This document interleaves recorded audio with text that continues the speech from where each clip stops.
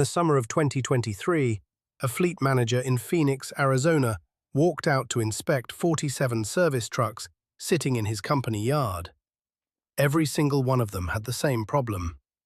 The bumpers, the mirror housings, the door handles, all of that deep factory black plastic trim had turned into a sickly, chalky grey. It looked like the trucks had aged 20 years in 3. He called a professional detailing company for a quote, $11,000, for cosmetic work, on trucks that ran perfectly fine. So he did what millions of people do in the modern age. He went online, and he found a viral video claiming that a single bottle of food-grade mineral oil, costing barely $1 at the pharmacy, could permanently restore all of that faded plastic in under 2 minutes per panel. He tried it, and the results were stunning. Deep, rich black plastic, looking like it just rolled off the factory floor. Total cost for all 47 trucks, $62. $11,000 versus $62. That is the kind of gap that makes you stop and ask a very uncomfortable question. Is the entire car care industry built on a lie? Welcome back to Historia Prime. Today, we are going much deeper than a simple before and after demonstration. We are going to trace the hidden history of why your plastic fades in the first place, explore the fascinating polymer chemistry that makes the $1 oil trick work, and then reveal the scientific twist that those viral videos conveniently leave out. Along the way, we will uncover one of the most well-documented cases of industrial manipulation in modern history, and discover why the real secret is not any single product, but knowledge itself. Settle in, because after today, you will never look at the plastic on your car the same way again. The era when things were built to last. Before we understand why modern plastic fails, we need to understand what came before it. And what came before it was remarkably durable. If you look at American automobiles, manufactured before the late 1960s, the exterior trims were crafted from heavy-gauge metals, painted to match the body color, or plated in chrome. These finishes were robust under normal conditions. A well-maintained chrome bumper from 1957 could still look presentable 2 decades later, with nothing more than regular cleaning and occasional polishing. Chrome did have its own vulnerabilities, of course. It could pit and corrode, especially in regions where road salt was heavily used. But the point is this: those materials did not have a built-in expiration date driven by sunlight alone. Back then, the relationship between a person and their tools was rooted in stewardship. You bought something, you maintained it, and it served you for years. But as the 20th century progressed, a very different philosophy began to reshape the manufacturing world. And it did not come from engineers. It came from economists and boardrooms. The concept was called planned obsolescence, and its roots trace back to the Great Depression of the 1930s.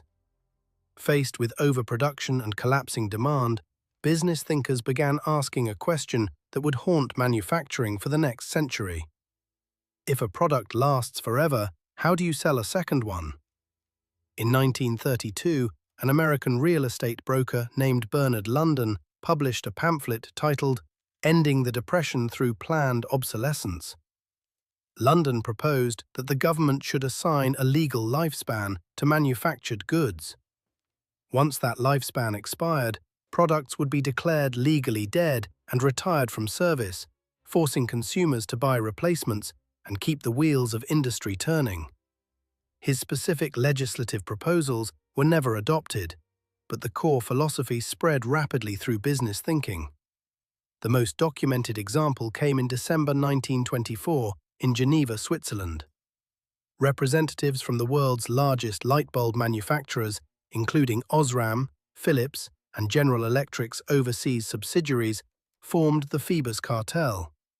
Their mission: standardize the lifespan of incandescent bulbs at 1,000 hours, a dramatic reduction from the 2,500 hours that contemporary bulbs could achieve. Testing data recovered after the cartel's dissolution shows that average bulb lifespans dropped from 1,800 hours in 1926 to just over 1,200 hours by the early 1930s. Factories that produced bulbs exceeding the limit were fined. Around the same time, General Motors executive Alfred P. Sloan pioneered what we now call psychological obsolescence, changing the styling of their cars every single year so that perfectly functional vehicles suddenly looked outdated. The goal was not to build a better car. The goal was to make last year's car feel embarrassing to own. These were not conspiracy theories, they were documented business strategies, discussed in trade publications and later examined in court proceedings, and they set the stage for one of the most consequential material transitions in automotive history. Now, here is where the story connects directly to the faded plastic on your car. In 1968, General Motors took a bold step on the Pontiac GTO. They introduced an elastomer bumper called Endura, a body-colored plastic front bumper designed to absorb low-speed impacts without permanent deformation. The famous television commercial showed engineer John DeLorean hitting the bumper with a sledgehammer, and it bounced right back. It was brilliant engineering for safety purposes. Then in 1973, everything accelerated. The United States government introduced Federal Motor Vehicle Safety Standard 215, which mandated that bumpers must protect vehicles in frontal collisions at up to 5 miles per hour. Suddenly, the heavy chrome bumpers of the past were not just expensive, they were also poor at absorbing energy. Manufacturers needed lighter, more flexible materials that could deform on impact and protect occupants. Polypropylene and other thermoplastic polymers were the answer. They were dramatically cheaper than chrome, significantly lighter, which improved fuel efficiency during the 1973 oil crisis. Easier to mold into complex shapes, and they met the new safety requirements beautifully. But here is what makes this transition so fascinating from a historical perspective. The polymer scientists who developed these materials understood their limitations perfectly. They knew that raw polypropylene is highly susceptible to ultraviolet radiation. Research published in polymer science journals throughout the 1960s and 1970s had already documented that unstabilized polypropylene could lose up to 70% of its tensile strength after just 6 months of direct sun exposure. The degradation mechanism was well understood before the first plastic bumper ever left the factory. Now, was this a deliberate conspiracy to create a replacement market? Not exactly. The truth is more nuanced and, frankly, more interesting. Polypropylene was chosen because it was the cheapest material that met safety and manufacturing requirements. UV stabilizers like HALS, hindered amine light stabilizers, existed and were added to the formulations. But stabilizer packages are a cost line item, and there is a direct tension between how much protection you engineer into the plastic and how much profit margin you preserve on each unit. No boardroom memo needed to say, make it fade. The economic incentives of mass manufacturing naturally push toward minimum viable durability. Every dollar saved on UV stabilizer across millions of vehicles is millions of dollars in profit. And when the plastic inevitably degrades, a multi-billion-dollar aftermarket industry springs up to sell restoration products. Nobody planned the aftermarket, but nobody was motivated to prevent it either. That is not a conspiracy, that is an incentive structure. And understanding the difference is what separates a critical thinker from a paranoid consumer. How the sun destroys your plastic, the pathology. So now let us look at what actually happens at the molecular level when sunlight hits unprotected plastic. And I'm going to explain this the way a doctor would explain a disease, because the analogy is almost perfect. Automotive plastics like polypropylene are made of long chains of hydrocarbons. Think of them as microscopic ropes woven together to form a strong, flexible material. When ultraviolet photons from the sun strike the surface, they trigger a chemical process called photo-oxidation.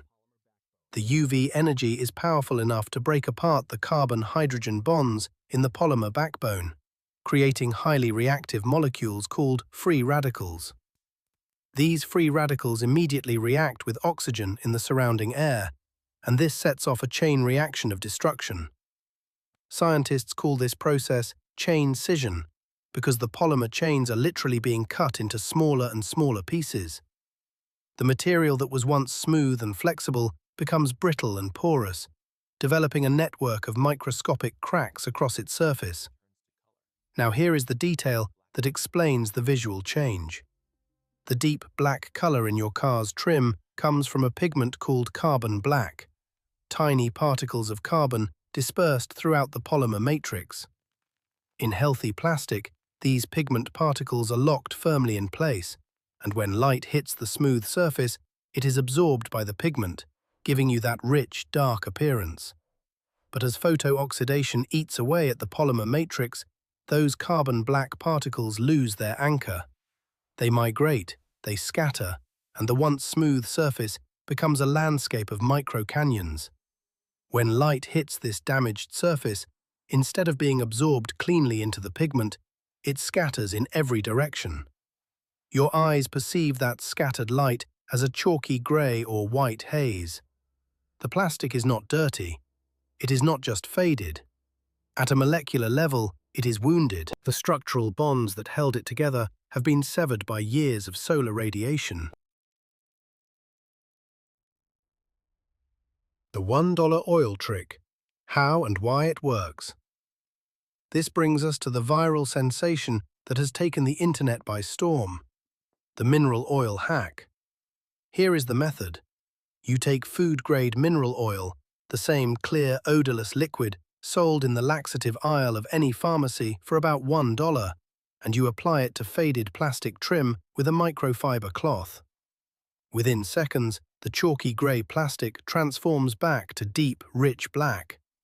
The visual result is genuinely dramatic. But what is actually happening? This is where the science gets beautiful. Remember those microscopic cracks and pores that photo-oxidation carved into the plastic surface? When you apply mineral oil, capillary action pulls the lightweight fluid deep into that pore network. The oil fills the tiny air gaps between the damaged polymer fragments and the displaced carbon black pigment particles. And here is the key. Mineral oil has a refractive index of approximately 1.47. Polypropylene plastic has a refractive index of approximately 1.49. Those numbers are almost identical. What that means is that mineral oil bends light in almost exactly the same way that the original plastic does. When oil fills those air gaps, it eliminates the light scattering that was causing the grey, chalky appearance. Instead of bouncing off a million microscopic surfaces, the light now passes smoothly through the oil-filled pores and is absorbed by the carbon black pigment underneath. The result? The surface looks black again. It is not healing. It is not restoration. It is a masterful optical illusion based on refractive index matching. And it is genuinely clever physics. Because the oil is absorbed into the pore structure rather than just sitting on top of the surface, it does resist washing away better than surface-level products. This is why people report that the effect lasts for months rather than weeks. The oil is physically trapped inside the damaged material. What the viral videos leave out. So if the oil trick works so well, why am I not just telling you to go buy a bottle and calling it a day? Because there are important limitations and real risks that the viral videos either do not know about or choose not to mention. And understanding these is the difference between a smart repair and an expensive mistake. First, the permanence claim. Mineral oil does not repair broken polymer chains. The underlying chemical damage from photo-oxidation is still there. Every single severed molecular bond remains severed. The oil is masking the symptoms, not curing the disease. Over time, the oil will slowly migrate, evaporate, or emulsify when exposed to rain and car washes. The effect fades. It is not permanent. Second, and this is the risk most people miss entirely, Mineral oil can damage your car's rubber components. This follows a fundamental principle of chemistry: like dissolves like. Mineral oil is a non-polar hydrocarbon, and so is EPDM rubber, the material used for your car's window seals, door gaskets, and weather stripping. When mineral oil contacts EPDM rubber, it acts as a plasticizer, pushing the polymer chains apart and causing the rubber to swell and soften. Research on elastomer compatibility confirms that EPDM rubber is not resistant to prolonged contact with mineral oils and petroleum-based hydrocarbons. Over time, swollen seals can lose their dimensional stability, becoming gummy, tearing, and eventually failing, leading to water leaks. Third, if you use vegetable oils instead of mineral oil, thinking that natural must be safer, you introduce a different problem entirely.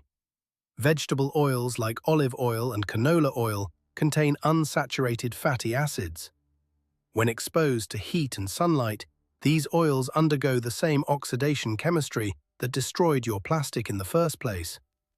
They go rancid, creating a sticky residue that traps dirt and can develop an unpleasant odor. And fourth, if mineral oil migrates into rigid plastics like ABS, which is commonly used for grills and mirror housings, it can contribute to a phenomenon called environmental stress cracking, potentially weakening the structural integrity of those components. So where does that leave us? The mineral oil trick is not a scam. It genuinely works as a temporary cosmetic improvement, and for the right application, used carefully away from rubber seals, on trim panels you can easily reapply to, it can be a perfectly reasonable budget solution. But it is not the miracle permanent cure that the viral thumbnails promise. The honest comparison: what actually works and what does not. Let us be fair and lay out all the options, because every method has legitimate trade-offs. Silicone-based trim dressings, the $20 to $30 bottles at the auto parts store, get criticized as temporary money grabs. But here is what is often left out.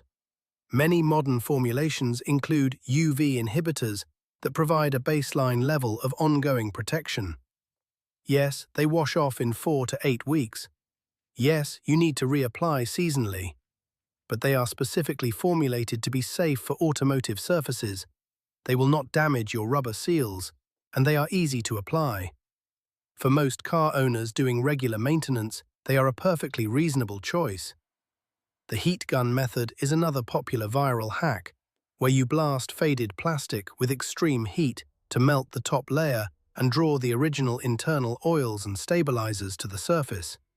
The result looks incredible for about a week. But this is genuinely dangerous in 2 ways.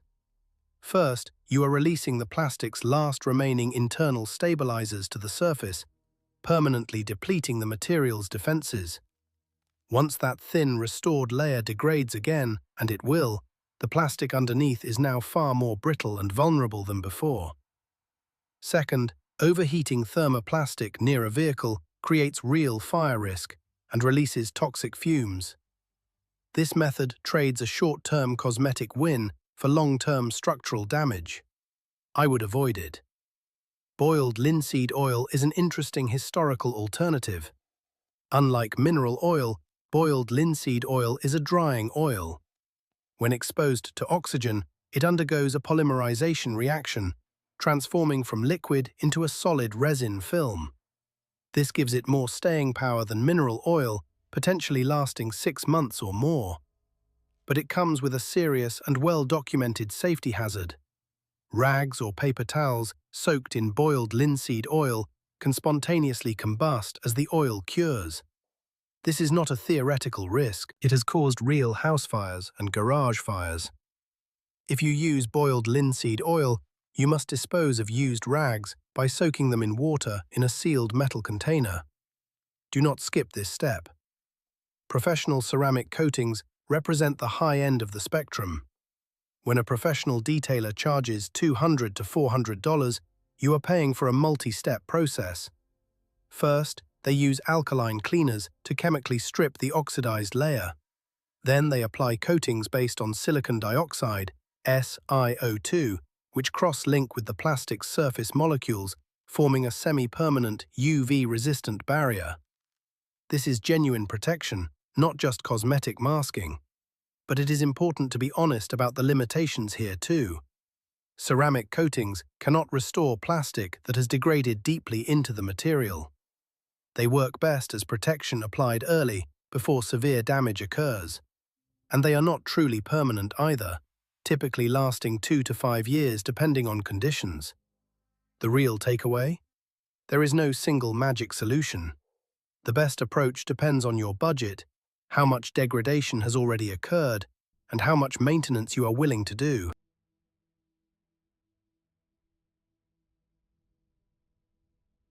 The real secret is knowledge. So what is the grand lesson we can take from all of this? Think back to that fleet manager in Phoenix. His 47 trucks did not fade because of some secret conspiracy. They faded because polypropylene was the cheapest material that met safety and manufacturing requirements, because UV stabilizer packages were minimized to protect profit margins, and because nobody in the supply chain had a financial incentive to make the trim last 30 years when a 5-year lifespan was good enough. The $1 mineral oil trick went viral because it taps into something deep in human psychology: the desire to outsmart the system, to find a hidden shortcut that the establishment does not want you to know about. And honestly, there is something beautiful about that instinct. The spirit of self-reliance, of fixing things with your own hands, of refusing to accept that the only answer is to hand over your wallet. That is an instinct worth preserving. But as we have learned today, real self-reliance requires more than clever tricks. It requires understanding. The fleet manager saved $11,000 with mineral oil, and that is genuinely impressive. But if he had understood the chemistry, he would also know to keep the oil away from his window seals, to reapply every 6 to 12 months, and to consider a ceramic coating on his newest trucks before the damage even begins. Throughout history, the people who thrived were not the ones with the most expensive tools. They were the ones who understood how their materials worked. The ancient builders who knew which woods resisted rot. The blacksmiths who understood how carbon content changed the behavior of steel. The survival experts who knew which natural oils preserved leather and which ones destroyed it. That same principle applies today. In a world where economic incentives naturally push manufactured goods toward minimum viable durability, your greatest defense is not a product, it is not a hack, it is not a viral video. Your greatest defense is understanding the science of the materials that surround you. Protect your belongings before they break. Clean your surfaces before they oxidize. Understand what you are applying and why it works. Because in a world where products are engineered to cost as little as possible to manufacture, knowledge is your most valuable asset. Thank you for joining me on this deep dive into the hidden history and science of the world around us. If this episode opened your eyes, hit that subscribe button, ring the bell, and share this video with anyone who is tired of being told to just buy a new one. Until next time, keep questioning, keep exploring, and remember, history is not just in the past. It is written into the very objects you touch every day. This is Historia Prime, signing off.